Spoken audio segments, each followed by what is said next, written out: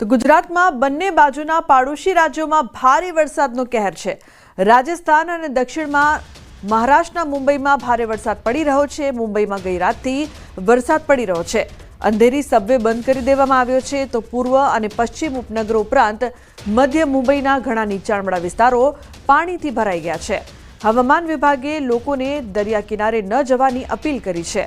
હવામાન વિભાગે આગામી 24 કલાક સુધી મુંબઈ, રાયગઢ, પાલઘર, નવી મુંબઈ, થાણે અને કોંકણ વિસ્તારોમાં તૂટક ભારે વરસાદની ચેતવણી આપી છે। આજે મુંબઈના બે અલગ અલગ સમયે દરિયાકાંઠા પર હાઈટાઈડની ચેતવણી અપાઈ છે, જેમાં સવારે 9:30 વાગ્યા બાદ રાત્રે 8:30 વાગે 3.4 મીટર ઊંચાઈના મોજા ઉછળી શકે તેવી આગાહી કરાઈ છે। તો આગામી 48 થી 72 કલાક દરમિયાન મહારાષ્ટ્રના મુંબઈ, થાણે અને પાલઘર જિલ્લામાં ભારે વરસાદ, વાવાઝોડા અને ભારે પવનની આગાહી કરવામાં આવી છે। સાથે રાયગઢ જિલ્લામાં ઓરેન્જ એલર્ટ પણ અપાયું છે। આજે મુંબઈમાં 95% વરસાદની શક્યતા છે। ખાસ કરીને મોડી બપોરે અથવા સાંજે ભારે વરસાદની શક્યતા છે।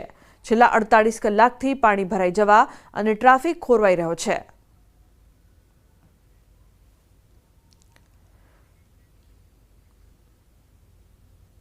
અને મહત્વપૂર્ણ સમાચાર ખેડાથી ખેડાના માતરના ખડિયાળાપુરામાં કેનાલમાં ગાબડું પડ્યું છે। કેનાલમાં મોટું ગાબડું પડતા 1000 થી વધુ વીઘા જમીનમાં પાણી ફરી વળ્યા છે। સિંચાઈ વિભાગને વારંવાર રજૂઆત કરવા છતાં કાર્યવાહી ન કરી હોવાનો ખેડૂતોનો આક્ષેપ છે। તો સિંચાઈ વિભાગ દ્વારા કેનાલની મરામત ન કરાતા ગાબડું પડ્યું છે। ડાંગરના પાકમાં પાણી ફરી વળતા ખેડૂતો ચિંતિત બન્યા છે। તો 1000 થી વધુ વીઘા જમીનમાં પાણી ફરી વળ્યા છે। ઉમંગ જોડાયા છે વધુ માહિતી આપવા માટે। ઉમંગ, જે પ્રકારથી સમગ્ર ઘટના સામે આવી છે, પાણીનો પણ સતત વેડફાટ થઈ રહ્યો છે, હાલની શું પરિસ્થિતિ છે ઉમંગ? બિલકુલ ચોક્કસથી લુબના વાત કરવામાં આવે તો ખેડા જિલ્લાનો માતર તાલુકો અને માતર તાલુકાનું ખડિયારાપુરા ગામમાંથી પસાર થતી માતર માઇનર કેનાલમાં ગાબડું પડ્યું છે। ગઈ રાતનું ગાબડું પડેલું છે। દ્રશ્યો સીધા બતાવીશ। જે પ્રકારે તમે જોઈ રહ્યા છો કે આ જે ગાબડું પડ્યું છે, વિશાળ ગાબડું પડ્યું છે આ કેનાલની અંદર, અને જે પાણી છે તે કેનાલનું હજારો વીઘા ખેતરોની અંદર ફરી વળ્યું છે। મહત્વની વાત કરવામાં આવે તો આ ગાબડું પડ્યાને અંદાજિત કહી શકાય રાત્રે 1 વાગ્યાથી ગાબડું પડ્યું છે, પરંતુ અત્યાર સુધીમાં તંત્રના કોઈ અધિકારીઓ અહીં આગળ આવ્યા ના હોય તેવો ગ્રામ લોકો આક્ષેપ કર્યા છે। ગ્રામજનો સાથે સીધી વાત કરીશું આપણે। કેટલાક ગ્રામજનો આપણી સાથે જોડાયા છે। શું નામ તમારું અને ક્યારે ગાબડું પડ્યું, શું સ્થિતિ છે?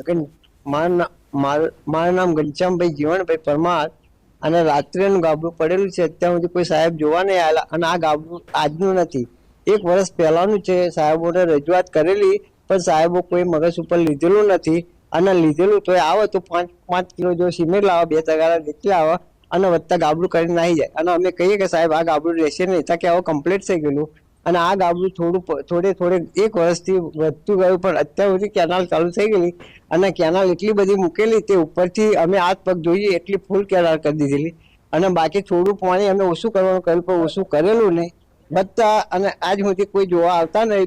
બેદરકારીના કારણે આ ગાબડું પડ્યું, અને અત્યારે આ ચારી અમારી બોરંગ એટલે પાણીનો કોઈ નિકાલ નથી। હવે આ બધા ખેડૂતો હોય ને હાથ પગે થઈ ગયેલા છે। બિલકુલ ચોક્કસથી લુબના જે પ્રકારે ખેડૂતો, અન્ય પણ એક ખેડૂત છે તેમની સાથે પણ વાત કરવાનો પ્રયત્ન કરીશું। શું નામ તમારું ને કેવા પ્રકારની પરિસ્થિતિ? અજીતભાઈ મંગળભાઈ પરમાર। ઘણી વખત આ રજૂઆત કરેલી છે મૌખિક, તે છતાં લોકોએ ધ્યાન ઉપર લીધેલું જ નથી બિલકુલ।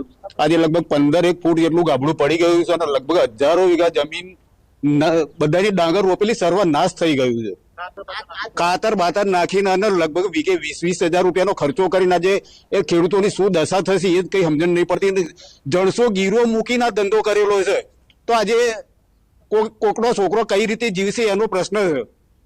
ખેડૂતો શું કરશે? એમ કહું, આવું તંત્ર બેદરકારી જબરજસ્ત ચલાવે છે।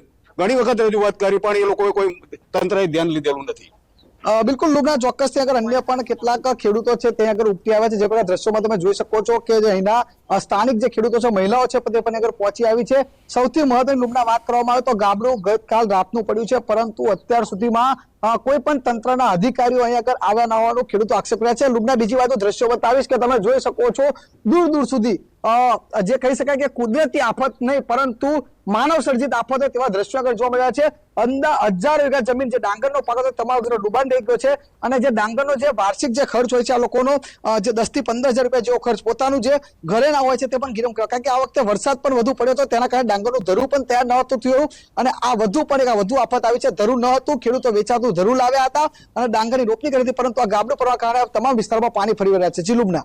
બિલકુલ ઉમંગ, જે પ્રકારથી ખેડૂતો ખૂબ પરેશાન જોવા મળી રહ્યા છે, આપની જે પ્રકારથી વાત થઈ રહી છે, તંત્ર શું કરી રહ્યું છે? અને ખેડૂતો એ પણ કહી રહ્યા છે કે આ કોઈ નવી સમસ્યા નથી, છેલ્લા લાંબા સમયથી ગાબડું હતું પરંતુ તંત્ર દ્વારા યોગ્ય કાર્યવાહી કે કામગીરી કરવામાં નથી આવી. બિલકુલ ચોક્કસથી લુબના સમગ્ર બાબતે તંત્રના અધિકારી નાયબ કાર્યપાલક ઇજનેર માતર સિંચાઈ વિભાગના નીરવ ચાવડા સાથે મારી ટેલિફોનિક વાત થઈ. તેમનો જવાબ એવો હતો કે આ સમગ્ર બાબતે તેઓને સવારે વહેલી જાણ થઈ હતી, તેઓએ પોતાના જે નીચેના અધિકારીઓ છે તેમને જાણ કરી છે અને ગાબડું પુરાવવામાં આવશે, પરંતુ અત્યારે બંને પર ખેડૂત આપણી સાથે ઉપસ્થિત છે. કાકા, શું નામ તમારું ને કેવા પ્રકારની સ્થિતિ? વિનુભાઈ બચુએ પરમાર મારું નામ. વિનુભાઈ બચુએ પરમાર મારું નામ છે. આ ગાબડું વર્ષોથી છે પણ કોઈ કરવા તૈયાર છે નહીં. એથી આગળ મારું ખેતર છે, અહીંયા ગંડારું છે.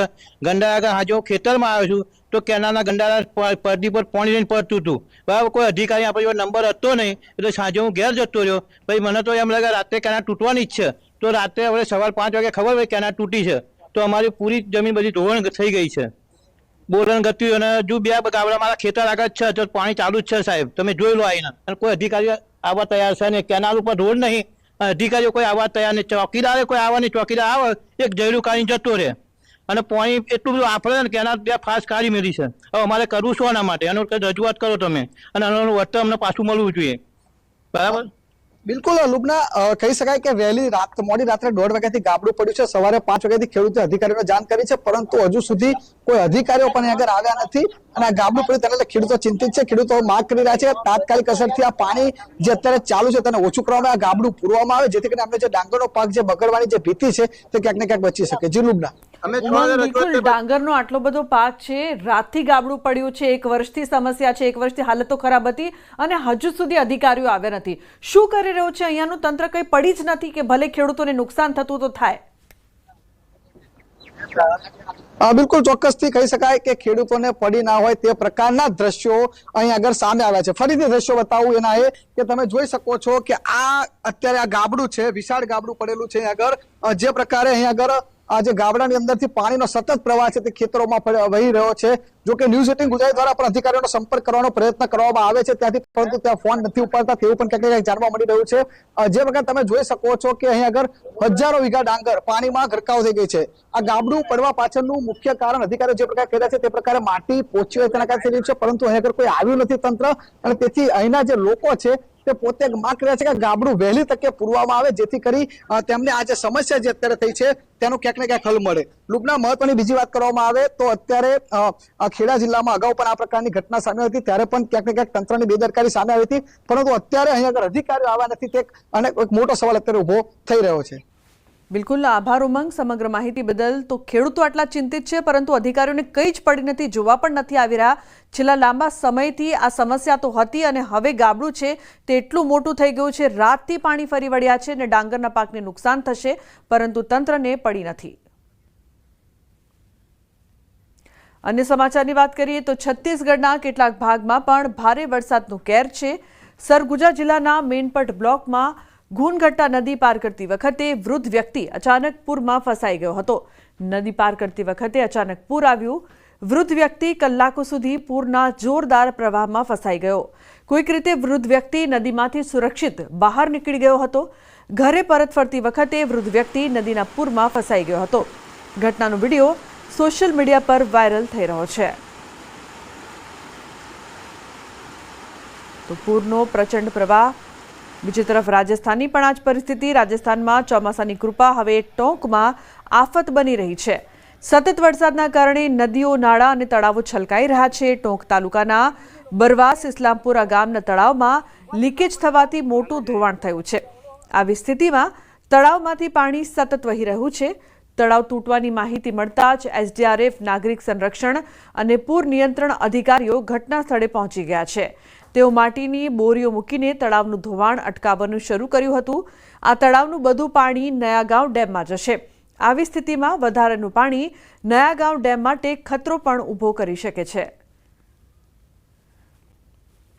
રાજસ્થાનના ટોંક જિલ્લામાં સતત વરસાદના કારણે મોતીસાગર ડેમ છલકાઈ ગયો છે। ડેમ પર બનેલા 13 ટાવરમાંથી પાણી વહી રહ્યું છે। ધુવનકાલા ગામમાં મોતીસાગર ડેમ ઓવરફ્લો થવાના કારણે ડેમના કિનારે એક પિકનિક સ્પોટ બની ગયું છે।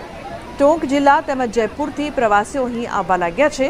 અહીં કોઈપણ પ્રકારની સુરક્ષા વ્યવસ્થાના અભાવે લોકો જીવના જોખમે ડેમની દિવાલ પરથી કૂદતા જોવા મળી રહ્યા છે। કેટલાક પ્રવાસીઓ જીવના જોખમે અહીં કૂદતા જોવા મળી રહ્યા છે। જો કોઈ દુર્ઘટના સર્જાય તો જવાબદાર કોણ? ટોંક રાજસ્થાનના મોતીસાગર ડેમના આ દ્રશ્યો છે કે ડેમ છલકાયું છે, જે બાદ પ્રવાસીઓ ખાસ અહીંયા પહોંચ્યા છે। પ્રવાસીઓના ધામમાં જોવા મળી રહ્યા છે, પરંતુ સાથે સાથે જીવના જોખમે લોકો અહીં છલાંગ લગાવી રહ્યા છે। આટલા પાણીમાં જો દુર્ઘટના સર્જાય તો જવાબદાર કોણ?